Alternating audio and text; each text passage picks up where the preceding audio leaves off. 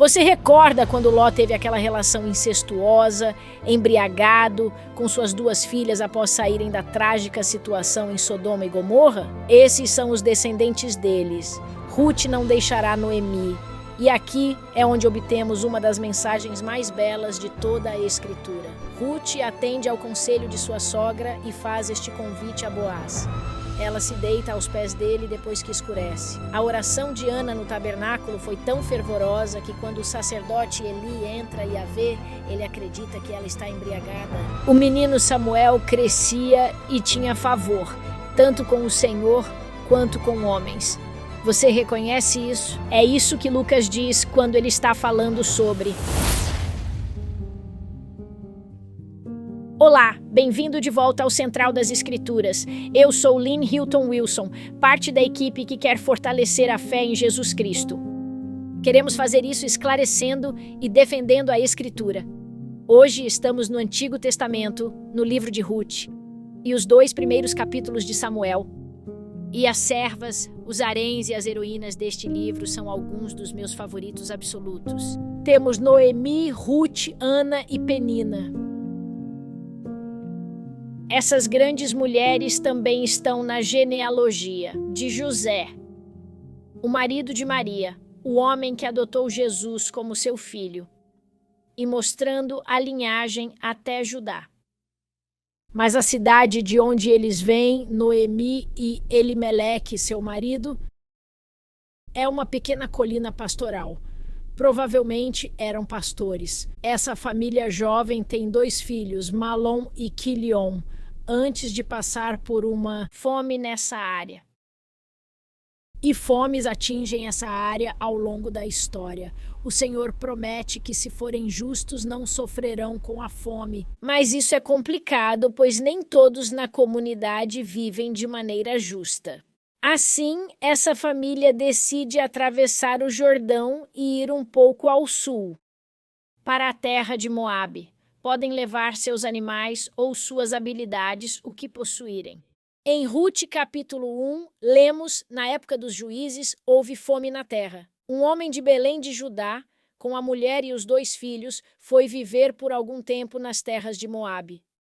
Assim, foram como refugiados e permaneceram lá por uma década. Mas durante esse tempo vivendo lá, eles se tornam tão confortáveis que seus filhos se casam com as locais. E aprendemos que poderiam estar a 50 milhas, sabe, uma semana de viagem, mas por algum motivo optaram por ficar. Se estivessem no extremo oposto de Moabe, poderiam estar a 100 milhas. Não sabemos exatamente a distância, mas quero enfatizar algo sobre esses nomes lindos. O nome do esposo de Noemi tem as iniciais, a segunda parte do nome dele, MLK ou ML, que diríamos CH, mas é Meleque. E esta é a Ruth, que significava rei. Elimeleque, você sabe, meu Deus é meu rei. Esses nomes frequentemente têm significados belos e é interessante desmembrá-los. Mas o lugar para onde vão é, na verdade, os descendentes de Ló. Você se recorda quando Ló teve aquele relacionamento incestuoso, bêbado com suas 2 filhas, após saírem da situação trágica em Sodoma e Gomorra? Esses são os descendentes e ainda habitam naquela região ao norte de, supostamente, onde a destruição de Sodoma e Gomorra aconteceu. Mas é um terreno complicado. Ao atravessar o rio Jordão, há montanhas, e provavelmente foi uma jornada difícil. Mas esses 2 filhos, Malom e Quilion, casam-se com 2 garotas locais. Assim, os expatriados se tornam fluentes o bastante na cultura para querer formar uma família lá.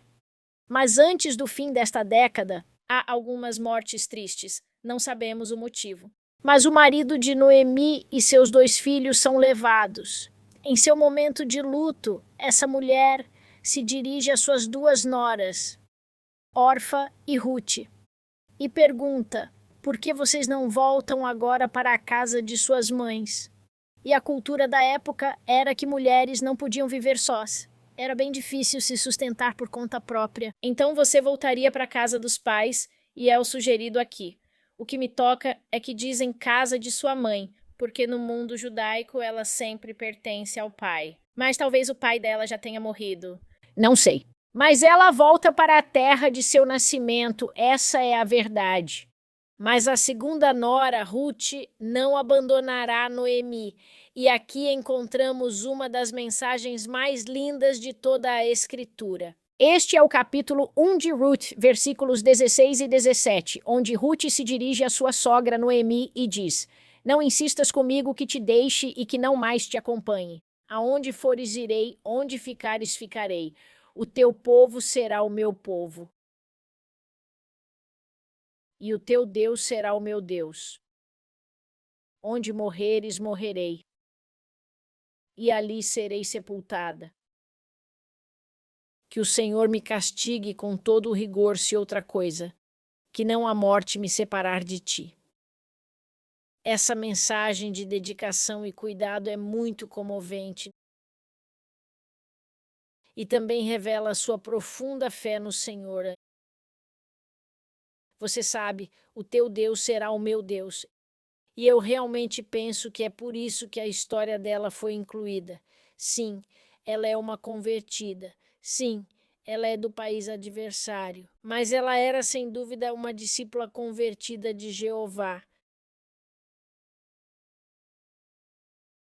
E essas duas viúvas viajam juntas, seja 40 ou 100 milhas, não sei, de volta a Belém, pelo Jordão e subindo a montanha. E elas chegam na primavera.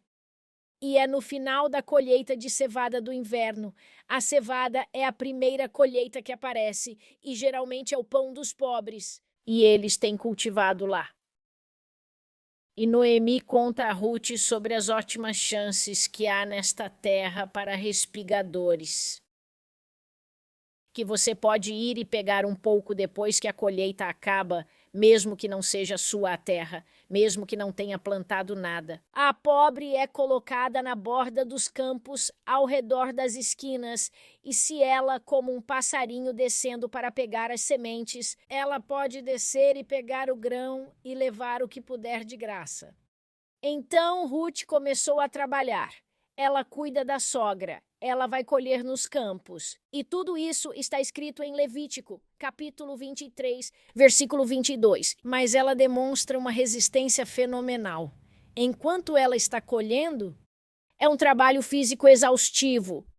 E após um dia longo de trabalho, o dono do campo chega e se chama Boaz. Ele cumprimenta os trabalhadores com sua frase tradicional: O Senhor esteja com vocês.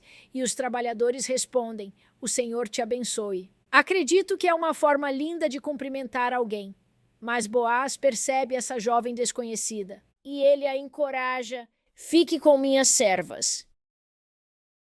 E aí ele vai e instrui seus outros servos: Deixem grão para ela, deixem grão para ela. Aqui está ela, uma estrangeira, uma refugiada de seu próprio país, e ela tem sido tão boa para nossa velha amiga Noemi. E Boaz é velho o bastante para provavelmente lembrar de Noemi há 10 anos.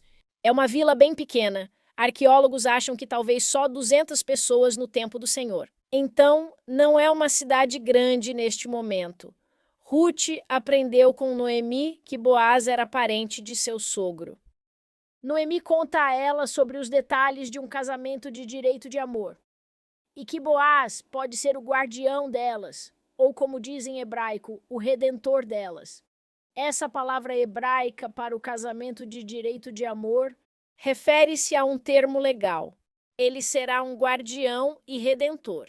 Ele tem a obrigação de redimir ou ajudar se forem parentes ou estiverem em dificuldades financeiras. Está em Levítico 25, do versículo 25 ao 55. Então, no segundo dia de colheita, Ruth sai e, graças à ajuda desses ceifeiros pagos que estão deixando pilhas de grãos para ela, ela coleta ainda mais. E ela consegue levar de volta, fazendo as contas, dá uns 14 quilos.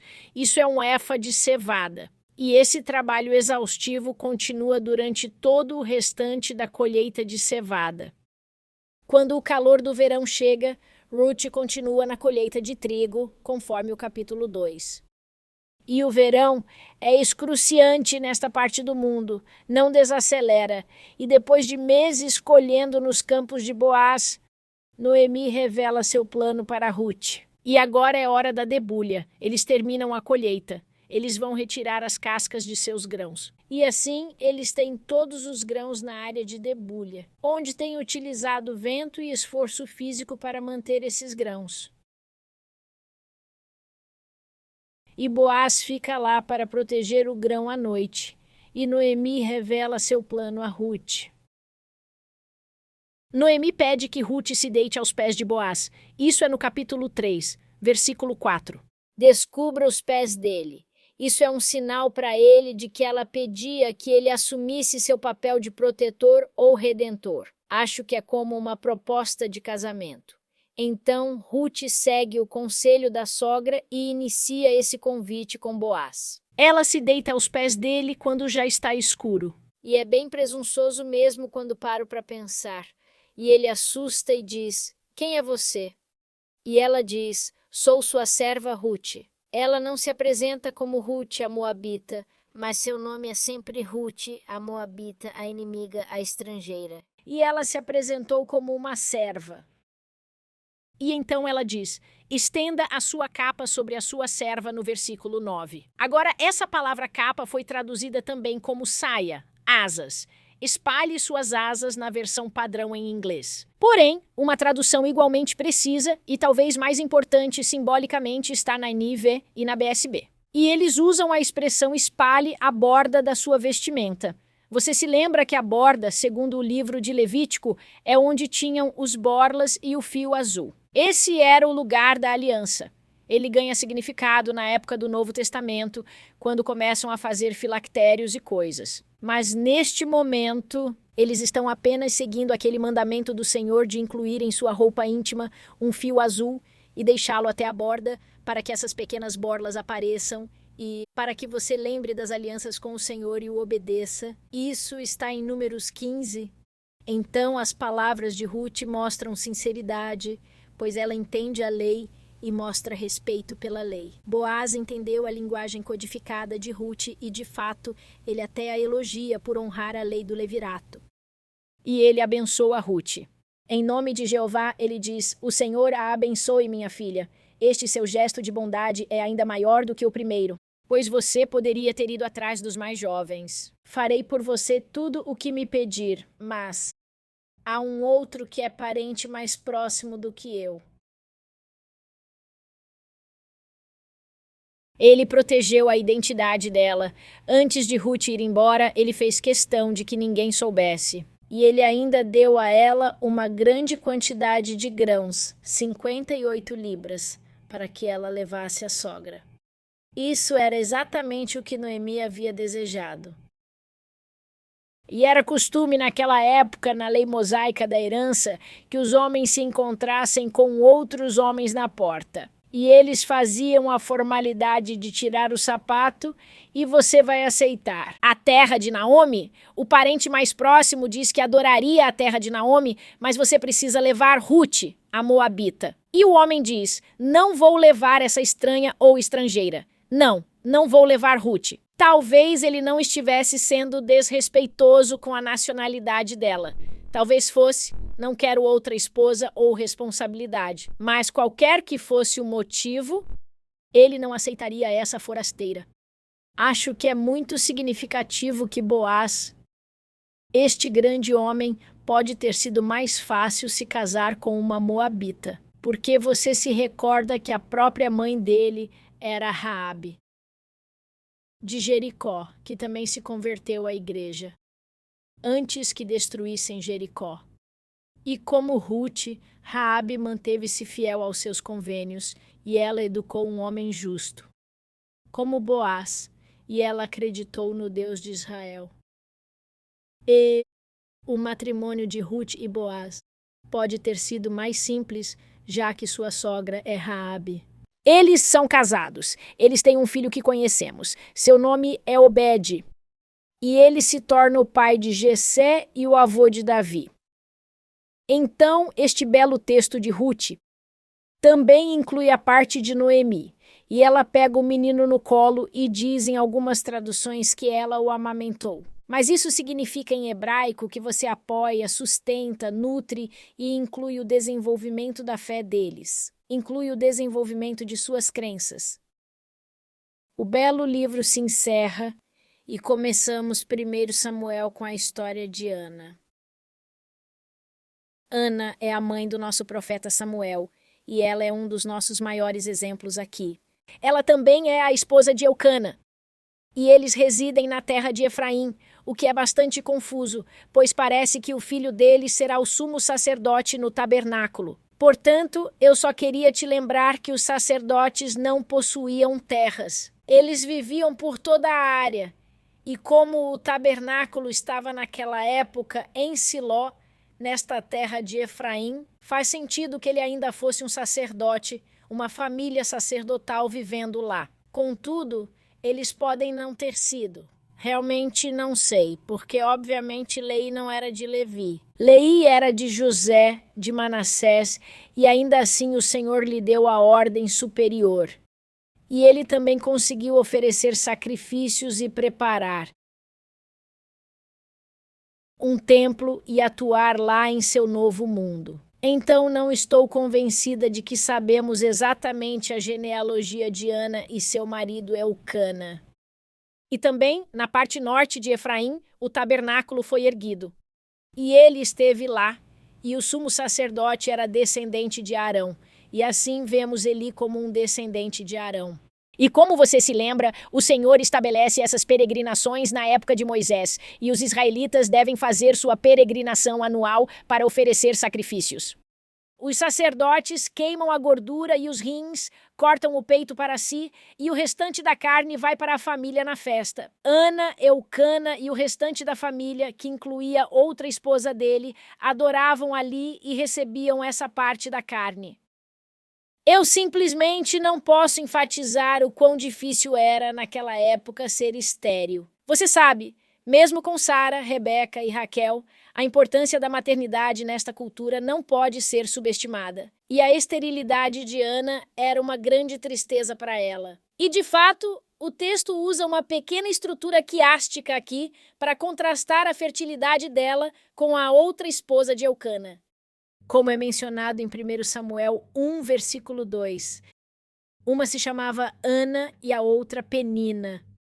E Penina tinha filhos, Ana, porém não tinha. Isso era uma tragédia e parece que o marido dela se esforçou bastante para suprir a falta na vida dela e mostrar amor e bondade. Mas a relação com a segunda esposa era complicada. Agora, já vimos esse hábito com Saraia e as 4 esposas de Jacó. Quando a mulher não pode ter filhos, eles organizam para que outra esposa chegue e, com sorte, traga crianças para preservar a linhagem familiar. Parece que a relação aqui era complicada. Na verdade, no primeiro capítulo, versículo 6, está escrito que Penina era a adversária de Ana. E eu não sei se ela estava zombando dela por ter filhos enquanto Hana não tinha, ou qual era a relação, mas era difícil. Foi duro. E eu sinto muito por ambas as mulheres terem sentido essa insegurança. Mas em uma dessas peregrinações anuais para o culto no tabernáculo em Siló, Ana está, conforme diz a NVI, com a alma amargurada no capítulo 1, versículo 10. E o marido tenta confortá-la. Por que está triste? Será que eu não sou melhor para você do que 10 filhos? Mas sua pergunta simplesmente não penetrava sua dor. E ele tentou mostrar amor, dando a ela a maior porção de carne. E ela diz, não estou comendo, estou em jejum e oração aqui, estou indo diante do Senhor. E ela vai ao tabernáculo, ela chora amargamente. Posso imaginar essa cena em minha mente enquanto ela clama ao Senhor. Ela diz, vou fazer um voto a você. Se tu deres atenção à humilhação de tua serva, te lembrares de mim, e me deres um filho, eu o dedicarei ao Senhor por toda a sua vida. E então ela fala sobre o voto nazireu. Escute isso. Seu cabelo nunca será cortado. Agora, lembrando de Números, capítulo 6, esse voto nazireu era normalmente por um tempo específico quando se desejava dedicar-se ao Senhor. Mas Ana afirmou que ele será consagrado ao Senhor por toda a vida. É interessante observar que neste relato em 1 Samuel, Ana tem liberdade sobre seus votos. Isso não se aplica no Novo Testamento. Mas aqui no Velho Testamento, as mulheres têm essa escolha de fazer isso. Como você recorda, a oração de Ana no tabernáculo era tão intensa que quando o sacerdote Eli entra e a vê, ele pensa que ela está bêbada. E ele é muito sem tato. Ele interrompe a oração dela e pede que ela não beba tanto. A conversa se transforma quando Ana compartilha o desejo de seu coração. E Eli lhe oferece uma bênção. Este é o versículo 17. Vá em paz, e que o Deus de Israel lhe conceda o que você pediu. Ela consegue engravidar. Ela tem um filho.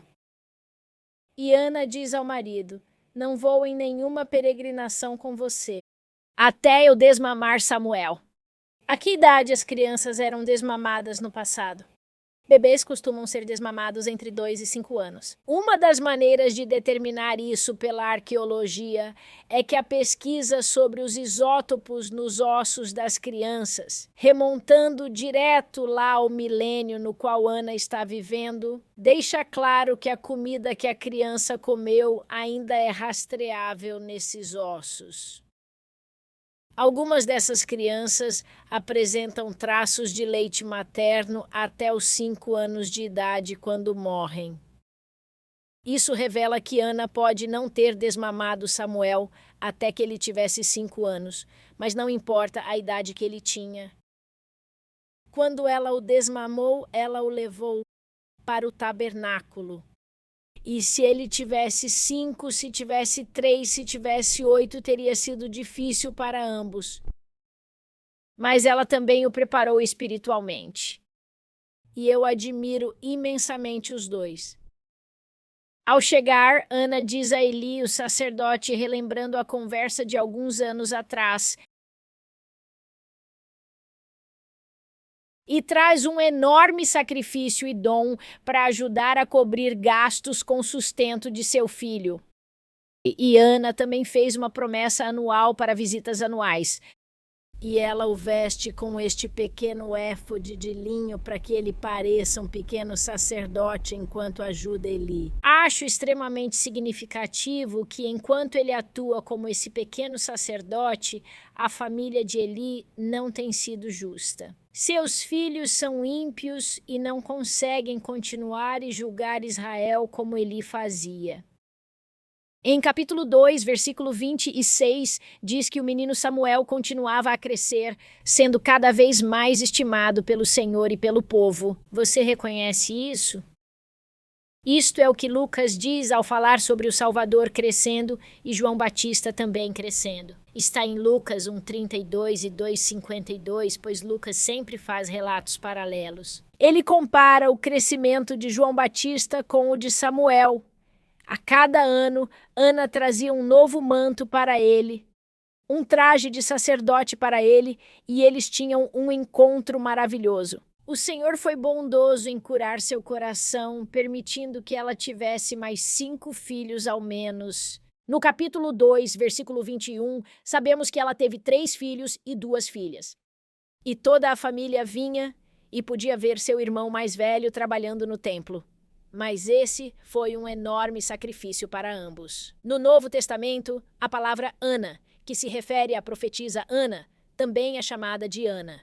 E notamos que isso é uma palavra relevante. Ana dá essa linda canção de louvor a seguir. É uma das seções mais belas de toda a poesia bíblica, eu acho. Meu coração exulta no Senhor minha força é exaltada. Indo um pouco adiante, não há ninguém santo como o Senhor, não há outro além de ti. Não há rocha alguma como o nosso Deus.